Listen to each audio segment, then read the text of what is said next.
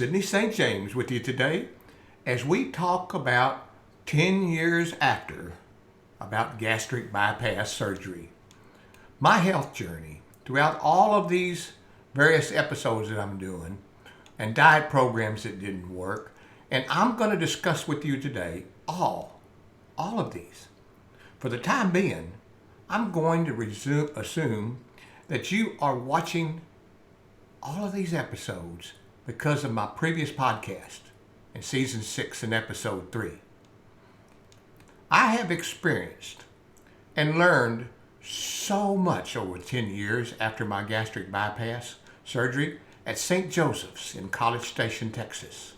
That's right, the home of the Texas Aggies. But by now, you know that's probably my alma mater, right? But let's talk a decade later and the 5 things that I've learned ever since having the surgery. This entire series of my video log is because of what happened beginning at my 8th year after the surgery. I can tell you for sure, if you have not walked in my health journey but will soon do so, then these 5 things are only a few of so much that I've learned. I'll never forget the fear, just terror, I guess almost, that I had being prepped for surgery 10 years ago. I'd never been in the hospital before except for when I was 3 years old and I had my tonsils taken out by Dr. J.C. Laughlin in Eagle Lake, Texas. And I don't even remember iota of that day. And neither do you when you were 3 years old either, right? But my gastric bypass surgery, 10 years later, and I'm here telling you, I still remember barely watching the sun come up on that morning on my way to the hospital. I remember lying there in that hospital bed thinking I would wake up with a whole new lease on life, or I just might not wake up at all. That was the fear of it all. But I will discuss more how I came about making the decision and deciding it was a necessary risk on a future podcast. But for today, let's talk long term. Oh, I'm needing some coffee for this one. The first thing I learned was that 10 years later, my smaller pouch, as you might call it, or stomach, still works great. And I still experience restrictions. I still feel miserable. That's right, after 10 years, if I eat too much, or too much sweets, or too much bread. Well, you know what I mean, right? But I can still gain weight if I don't do my part. As you're listening to this episode, you might say, how I know this? How do I know this? Well, in my 8th year after gastric bypass surgery, the weight gain began. It was very slow at first, and I either didn't notice it or said it was not possible that I can gain weight. Right? Well, I regained at least half of what I had lost after surgery, which was 100 pounds. However, please don't discontinue listening to my story because it does have a happy ending. What I slowly began to understand is how powerful, just how strong one's mind really is. The surgery doesn't fix your thinking. So much for all the psych tests that I took. That's right. I had psych tests from one end to the other. I don't know why. I guess the doctor wanted to make sure before surgery and that I learned everything, right? I don't know. But out the window with that. The surgery did not erase my bad habits.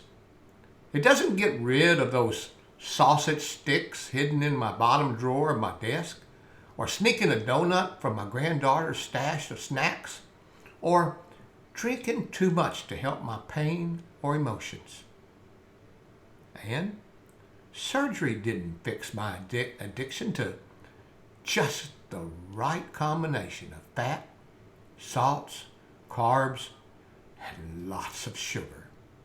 Now, I finally realized that my surgery was good, but I needed to do something about my weight gain.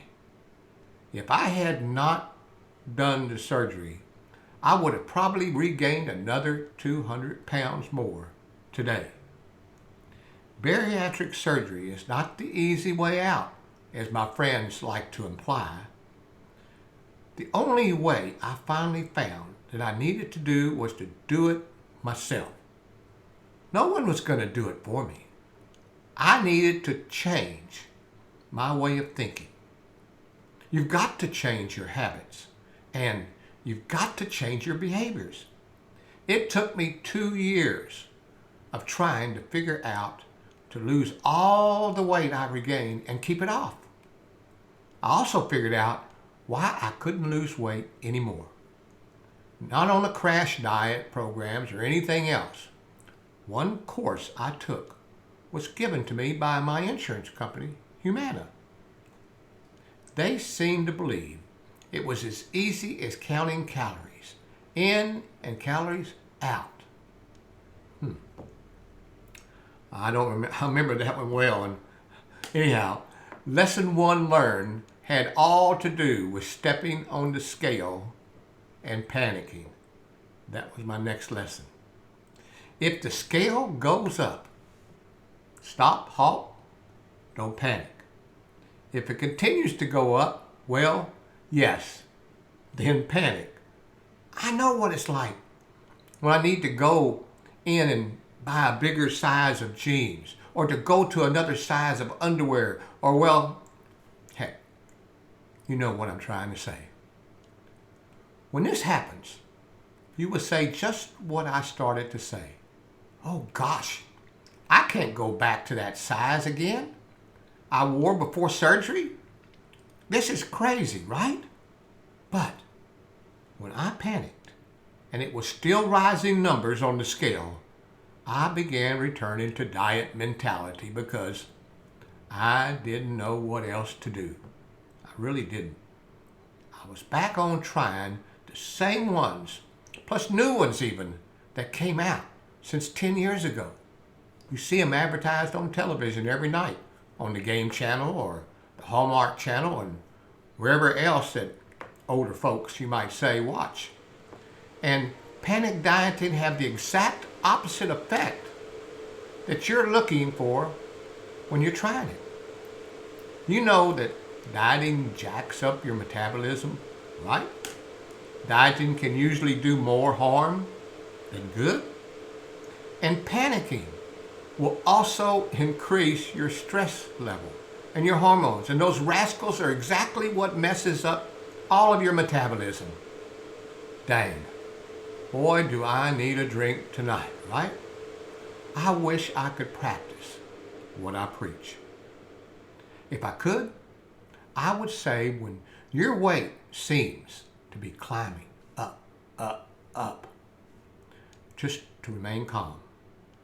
I once looked in the mirror, and I believe it or not, my wife calls it the magic mirror, but I saw Sean Connery in the mirror. Yep.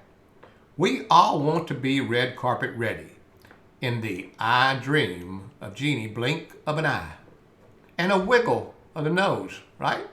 So remain calm and you will get there. In my 3rd lesson, I want to share with you today. Remember that each day is a new opportunity to become a better version of yourself. Just because I lost 200 pounds after surgery didn't mean that my journey was over, or I should have thought that, no way, this could happen to me. Oh no, my friend. I still had a whole lot of work to do. And well, I didn't realize it at the time. But just because after a year and 200 pounds lost, I thought my life had transformed into a fairy tale. I really was seeing Sean Connery. It was great. Then over the next 10 years, I have discovered that a lifelong journey of health is a joy. I have found out that a right-sized living is a lifelong journey. So, as much as I had hoped I was finished with all the things that I once tried, they were over with. It didn't happen. Our bodies, well, heck, think about it. Our bodies are like our cars. Every year, we need a regular tune-up, just like my 1954 Ford back in Eagle Lake when I was growing up, to continue our journey. A year ago, after I decided to get on a health journey with people I call my coaches, I have found, comparison to every other plan that I do, that each and every day we are just a little bit better. Maybe each day be a better coach to those people and to walk the walk and be as great as helping them as my two husband-wife coaches have been to me and my wife. In other words, every day we try something that will make us just a little bit better version of ourselves. Maybe it's just a little more sleep. Maybe it's a little more breathing. Less stress, right? Maybe a stop with friends for a yoga class and get rid of all that stress. Now, my next lesson for the day.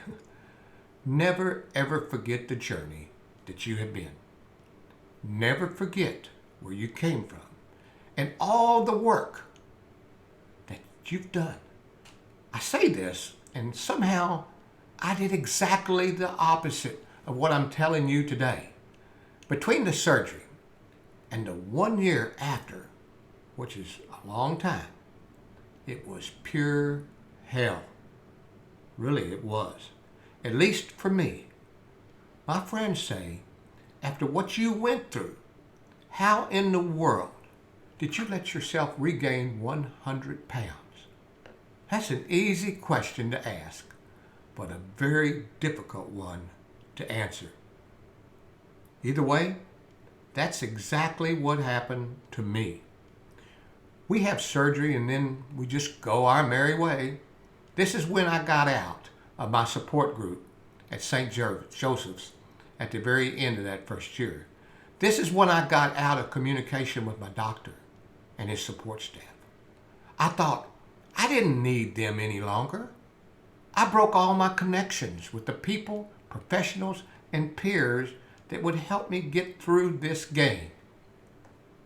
My story, the one that this whole broadcast is all about, is one where I made mistakes. And this is one that I made. So that one is my last lesson for today's broadcast, is be grateful for what the bariatric surgery has given you. When I had my surgery and I lost over 200 pounds, I was grateful to my doctor and his team. Then, when I regained 100 pounds, I was comparing it to when I had the surgery thinking, wow, I would have been still grateful to have been this weight if that is all that I lost. It was still 100 or so pounds less than what I weighed before. So I said to myself, okay, I'm able to learn quickly and figure this weight regain that I had out. I could do this. I really could.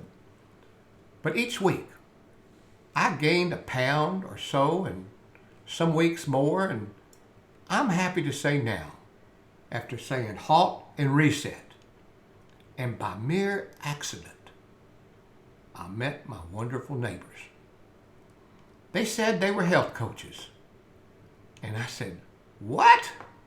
What in the world are health coaches? And they said, we help people get weight off and keep it off and completely change their healthy journey in life. My wife and I looked at each other and, heck, both of us were gaining weight each week. even though she had been on a carbohydrate diet. She had been losing weight. I haven't been losing weight, but she ran into a roadblock as well. Now, we didn't panic. Although skeptical to anyone talking to us about diets, we gave our two best friends an opportunity to prove to us wrong with their promises. Wow.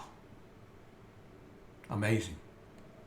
Now, I have gained in 1 year, after beginning the plan, lost 100 pounds and back to my post-surgery weight of 10 years.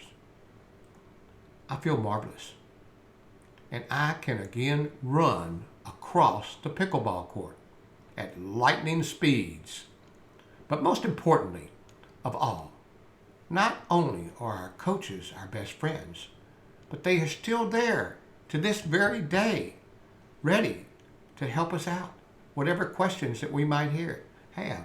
That's after 1 year. Wonderful people, wonderful coaches. But now, I have to say, these are some of the things 10 years after from my surgery that I wanted to talk to you about today. And everything throughout this whole episode that I'm talking to you about, it's all from experience. And I'll say this again, so many friends, so many people don't understand bariatric surgery. They don't understand how the decision is made to finally pull the trigger and go in there and have bariatric surgery. It's people look at us as though, oh man, you don't have a strong willpower. You can't do this. You're a fool. You don't think this goes on, but I'm telling you, it does. So if you do have bariatric surgery, all I can tell you from walking in my shoes is to blow it off. Don't worry about it. You know that they don't have the slightest idea why we make the decision to do it and why we do what we do to try to lose weight. So if you're enjoying my broadcast and you're enjoying this series, down below is an area to leave a comment. I'd love to hear from you, because this is as truthful and honest of a broadcast as far as my series that I do in Faith and Beyond channel that I have. So leave a comment, click the like button, and be sure to subscribe. Until later, thanks for joining me today. See you later, alligator.